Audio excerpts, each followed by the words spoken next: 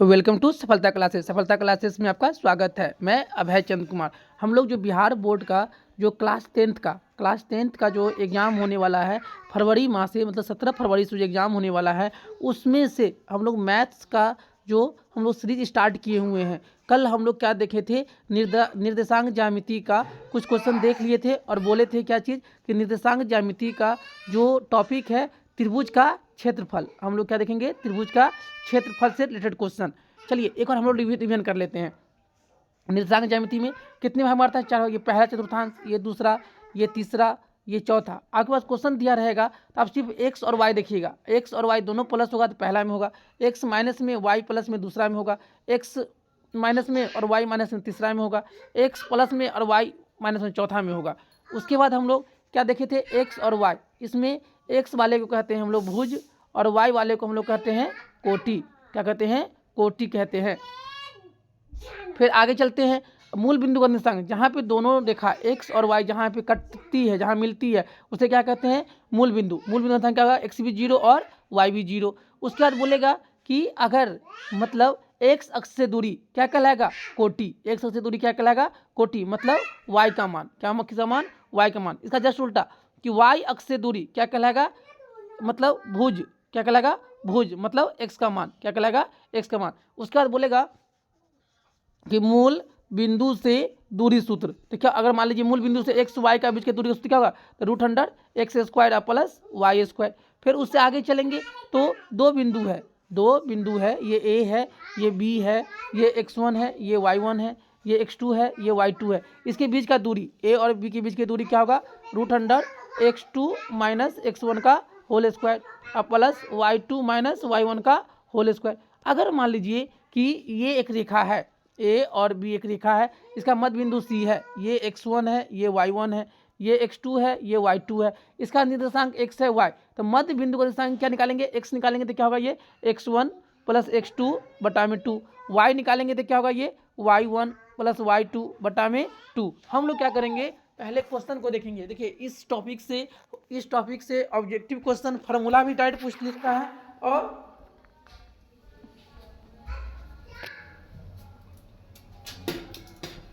इस टॉपिक से direct formula भी पूछ सकता है और क्वेश्चन भी रहेगा तो बनने वाला क्वेश्चन रहेगा। इसलिए आप लोगों का काम क्या है कि पहले क्वेश्चन को पढ़ना है, उसके बाद हम लोग चलेंगे। मध्य बिंदु का देख लिए। उसके बाद आगे अगर ये कोई रेखा है, ये ए है, ये बी है, ये x1 है, ये y1 है, ये x2 है, ये y2 है और सी रेखा ऐसा है कि इसको m इंटू एन में विभाजित करता है, तो x और y का आंसर निकालना है। तो x निकालेंगे तो कैसे करेंगे? m into x2 plus n into x1 बट्टा में m प्लस n। जब y निकालेंगे तो क्या होगा? ये m into y2 plus n into y1 बट्टा में m प्लस n। उसके बाद ये त्रिभुज है। अगर त्रिभुज का ये निर्देशांक x1 है, ये y1 है, ये क्या है? x1 है, ये y1 है, ये x2 है, ये y2 है, ये x3 है, ये y3 है और इसका केंद्रक ये है। तो केंद्रक का निर्देशांक x का निकालेंगे तो क्या होगा? x1 plus x2 plus x3 बटा में 3। जब y निकालेंगे तो क्या होगा? y1 plus y2 plus y3 बटा में 3। उसके बाद हम क्या करें? तो x1 y1 x2 y2 x3 y3, तो इसका क्षेत्रफल निकालना है। तो 1/2 क्या लेंगे? x1 लेंगे तो क्या होगा? y2 माइनस y3 प्लस लेंगे x2 लेंगे तो क्या होगा? y3 minus y1 plus x3 लेंगे तो क्या होगा? ये y1 माइनस y2। अब चलिए हम लोग चलते हैं अब क्वेश्चन की तरफ। क्वेश्चन नंबर 1 में क्या कह रहा है? देखिए अगर कोई भी मतलब 3 बिंदु है, 1 2 और ये 3 बिंदु है, मतलब त्रिभुज है। अब उसका संरेख है। संरेख मतलब क्या है कि त्रिभुज का क्षेत्रफल किसके बराबर हो जाएगा? 0 के बराबर। तो इधर क्या था कि त्रिभुज क्षेत्रफल क्या होता है? 1/2 इंटू में x1 इंटू में y2 minus y3 plus x2 y3 minus y1 अब प्लस x3। तो क्या होगा यहाँ पे? y1 minus y2 equal to में क्या होगा? 0। 2 इधर जाएगा तो 0 के बराबर हो जाएगा। अब यहाँ पे हमें यहाँ पे सबका मान दिया हुआ है। x1 कितना दिया हुआ है? k, तो k लिखेंगे इंटू y2 कितना यहाँ पे? -4 और y3 कितना है? -5। तो y3 है -4 और माइनस माइनस +5 अब प्लस x2 कितना यहाँ पे है -3, तो प्लस माइनस क्या हो जाएगा यहाँ पे, ये हो जाएगा -3 इंटू में y3 कितना है -5, तो यहाँ पे -5 और y1 कितना है 2, तो माइनस का 2, फिर प्लस x3 कितना है 7, y1 कितना है 2 और y2 कितना है -4, तो माइनस प्लस 4 इक्वल टू में 0। अब देखिए 5 में से 4 जाएगा तो कितना बचेगा यहाँ पे k, प्लस में यहाँ पे माइनस है -5 और -2 तो -7 और 7 या 21 -21 माइनस प्लस 21, फिर यहाँ पे करेंगे तो कितना जगह 4 2 6 और 6 और 7 के 42, कितना जगह 42 बराबर में 0। अब ये दोनों को जोड़ेंगे तो के बराबर कितना आ जाएगा 63, के प्लस 63 इक्वल टू में 0, तो के का मान कितना आया 63 की जगह तो क्या प्लस में इधर जाएगा तो क्या होगा माइनस में, के बराबर कितना आएगा -63, ऑप्शन नंबर सी सही हो जाएगा। चलते हैं हम नेक्स्ट क्वेश्चन पे, कह रहा है कि त्रिभुज का क्षेत्रफल निकालिए। देखिए ये x1 है, ये y1 है, ये x2 है, ये y2 है, ये x3 है, ये y3 है। क्षेत्रफल क्या होता है 1/2 इंटू में x1 इंटू में y2 माइनस में y3 प्लस x2 इंटू में क्या होता है x2 में y3 माइनस में y1, अब प्लस में x3 लेंगे तो y1 माइनस में y2। अब देखिए इस फार्मूला पे हमको फार्मूला तो पता है, अब इसे सब वैल्यू पुट करना है तो 1/2 x1 कितना है -4, y2 कितना है y2 है 3 और y3 कितना है 0, तो 3 - 0 प्लस x2 कितना है तो x2 है 0 तो 0। अब देखिए किसी संख्या का 0 से गुना करेंगे तो ये क्या हो जाएगा 0 प्लस x3 की भी कितना है 0, किसी संख्या का 0 से गुना क्या होगा 0।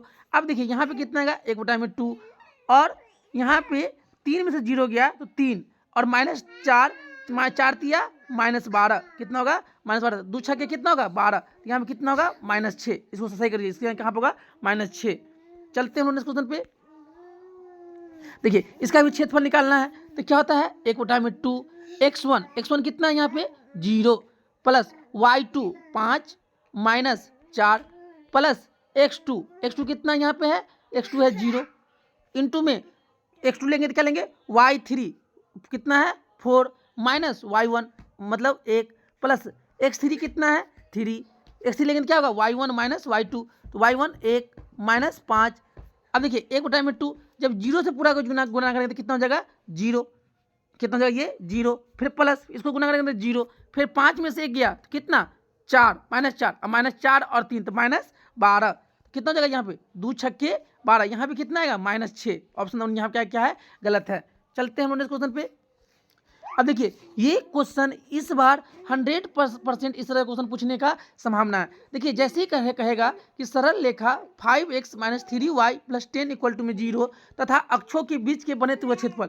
देखिए पहले जो है यहाँ पे जो अचर पद है इसको इधर ले चलिए तो 5x - 3y इक्वल टू में -10।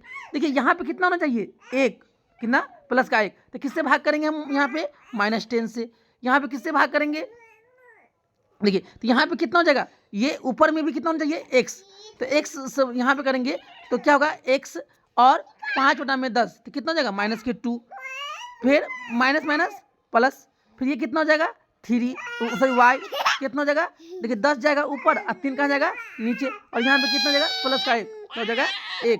अब देखिए x का मान कितना आया 2, x का मान कितना आया तो -2, तो -2 यहाँ पे आ गया और ये कितना गया 10/3, इसका क्षेत्रफल निकालना है। अब देखिए आधार पता चल गया और लंब चल गया, 1/2 आधार 2 और लंब कितना है 10/3, 2 पंचे 10, 5 दूना 10/3 कितना है 5, 10/3 सेंटीमीटर। चलते हम फिर नेक्स्ट क्वेश्चन पे, कह रहा है क्या है संरेख है, तो संरेख मतलब क्या होगा त्रिभुज का क्षेत्रफल किस बराबर हो जाएगा 0 के बराबर, तो यहाँ पे x1 कितना है 2 इंटू में क्या करेंगे y2 माइनस y3 तो k और माइनस प्लस 3, फिर प्लस x2 4, फिर क्या करेंगे y3 माइनस y1 तो -3 और फिर प्लस x3 6 करेंगे तो क्या होगा y1 माइनस y2 तो 3 - k इक्वल टू में 0। अब देखिए यहाँ पे करेंगे हम लोग तो 2k प्लस 3 दूना 6, यहाँ पे करेंगे तो माइनस प्लस 3 3 6 माइनस का 6 और 4 तिया 12 तो -12, फिर यहाँ पे करेंगे तो 6 3 18 -6 के इक्वल टू में 0। अब देखिए यहाँ पे 2 के प्लस का है और 6 के माइनस का है, तो कितना आएगा -4 के। यहाँ पे 18 और 6 24, 24 में से 12 गया तो वो प्लस का 12 इक्वल टू में 0। अब ये 12 इधर जाएगा तो ये कितना बचेगा यहाँ पे -4 के बराबर में -12, माइनस माइनस कट गया, 4 तिया 12, के का मान कितना आएगा 3, के का मान कितना आएगा 3, जो ऑप्शन में नहीं है। चलते हैं नेक्स्ट क्वेश्चन पे।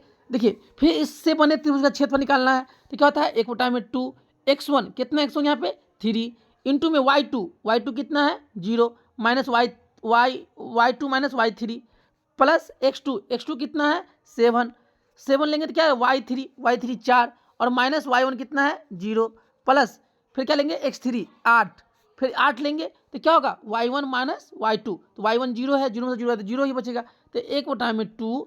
अब देखिए यहाँ पे माइनस के कितना हो जाएगा 12, ये क्या हो जाएगा माइनस के 12 प्लस 7 चौका 28 और प्लस के 8, 28 और 28 कितना हो जाएगा 36, 36 में से 12 जाएगा, 36 में से 12 जाएगा तो कितना हो जाएगा 24, तो 1/2 इंटू में 24, 12 दूना कितना 24, कितना जाएगा 12 वर्ग सेंटीमीटर। चलते हैं अब हम लोग इस वीडियो का त्रिभुज के क्षेत्रफल से रिलेटेड क्वेश्चन का ये अंतिम क्वेश्चन है। अब देखिए फिर इसका क्षेत्रफल बोला निकालने के लिए तो 1/2 x1 कितना है 0 इंटू में y2 माइनस y3 तो 0 माइनस 1 प्लस x2 कितना है 4, फिर x2 लेंगे 4 तो क्या करेंगे y3 माइनस y1 तो 1 माइनस 0, फिर प्लस x3 कितना है 0 तो क्या लेंगे y1 माइनस y2 0 माइनस 0, फिर देखिए 1/2 इसको गुना करेंगे 0 से पूरा कितना हो जाएगा 0 प्लस 4 एकम 4 प्लस इसको 0 से गुना करेंगे तो 0, तो यहाँ पे कितना है 0 प्लस 4 प्लस 0 तो 1/2 गुने में 4, 2 दूना 4 कितना आएगा 2, इस चीज़ का क्षेत्रफल 2 कितना आएगा 2। चलिए इस तरह से जो निर्देशांक ज्यामिति था उसका हम लोग त्रिभुज का क्षेत्रफल से रिलेटेड जो क्वेश्चन बन सकता था हम लोग उसको भी इस वीडियो के माध्यम से देखे हैं। अगर आप लोग चैनल पे नए हैं तो इसे जरूर सब्सक्राइब कर लें और अपने दोस्तों में से जरूर शेयर करें। Thank you for watching this video.